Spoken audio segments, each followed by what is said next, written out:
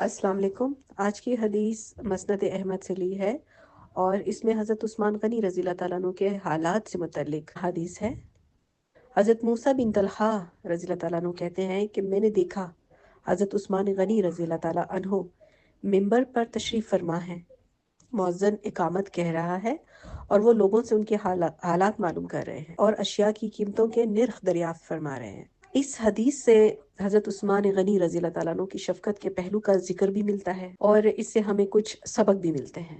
अब रियाया की फलाह बहबूद का इसमें एक सबक ऐसे हमें मिलता है कि हज़रत उस्मान गनी रज़ी अल्लाह ताला अन्हु की ये आदत थी कि वो अपनी रियाया के हालात जानने में दिलचस्पी लेते थे। उससे उनकी अवाम दोस्ती और रियाया की मुश्किलात को समझने की ख्वाहिश ज़ाहिर होती थी। अब आजकल के हुक्मरानों की तरह नहीं है कि खुद तो एसी वाले कमरों में बैठे होते हैं और उनको गरीबों की तकालीफ का कोई एहसास नहीं हो सकता उस तरह, जब तक के हुक्मरान अपनी रियाया के साथ उनके मकाम पर आकर बैठ न ले, उन हालात को वो नहीं समझ सकते हैं। तो दूसरा जो हमें इस हदीस से पता चलता है, मुआशी मसाइल पर तवज्जो किस तरह से देनी चाहिए। हज़रत उस्मान गनी रज़ी अल्लाह ताला अन्हु अशिया की कीमतों के बारे में सवाल कर रहे थे, जो इस बात की इलामत है कि वो मार्केट के हालात, महंगाई और अवाम को पेश आने वाले मुआशी मसाइल का इदराक रखते थे। वो सिर्फ अपनी बैठक में बैठकर मसलों का हल सुनकर नहीं हल करते थे, वो बल्कि खुद उन लोगों से मुलाकात करते थे, वो अवाम के साथ मुलाकात करते थे, वो मार्केट्स में जाया करते थे। ये पहले खुलफाए राशिदीन का ये तरीका भी रहा, ये एक मुसलमान हुक्मरान का यही तरीका होना चाहिए।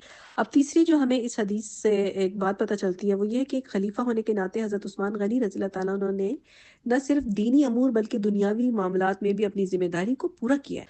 और ये वाक़या ज़ाहिर करता है कि हज़रत उस्मान गनी रज़ी अल्लाह ताला अन्हु ने नमाज जैसे अहम फरीज़े की तैयारी के दौरान भी अपनी वक्त का एक सेकंड भी ज़ाया नहीं किया, अपनी रियाया की फलाह को तरजीह दी।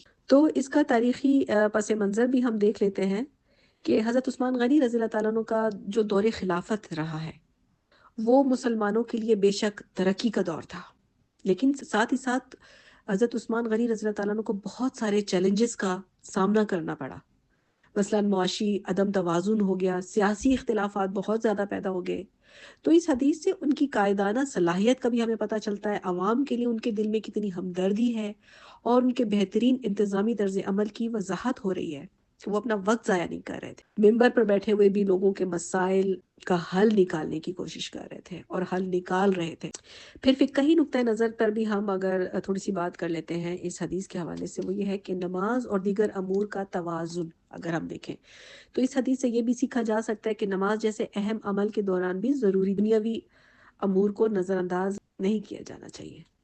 यानी इस हदीस से ये भी सीखा जा सकता है कि एक इस्लामी क़यादत को अवाम के मसाइल हल करने के लिए उनसे करीबी राब्ता रखना चाहिए और ये हदीस क़यादत के असूलों और माशरती फ़लाह के इस्लामी तसव्वुर के हवाले से एक बेहतरीन मिसाल पेश करती है। रब ताला से दुआ है कि हमारे हुक्मरान इन खुलफाए राशिदीन के नक्शे कदम पर चलते हुए अगर हमारे मुल्क की हुक्मरानी करें और इसके निज़ाम को चलाएं, अवाम के मसाइल को जानें, अवाम के साथ अपना राब्ता बहाल करें, उनके साथ बैठें, उनकी तकलीफ़ों को अपने ऊपर गुजारें, उस तकलीफ़ में से गुजरें, तो उनको एहसास हो, फिर ये मुल्क हमारा बिल्कुल भी इस तरह मुआशी बदहाली का भी शिकार नहीं होगा। हमारे मुल्क में टैलेंट की बिल्कुल कमी नहीं है, लेकिन क्या है कि इसकी क़यादत सही हाथों में नहीं आ रही है। तो अल्लाह ताला ऐसे हुक्मरान हमें अता फरमाए कि जो अवाम के साथ हमदर्दी करें, जो इस्लाम मोहब्बत, उनके दिल में इस्लाम से मोहब्बत हो और अवाम से मोहब्बत हो, हमदर्दी हो, ताकि वो बैलेंस लेकर चलें। वाक़ई में वो जो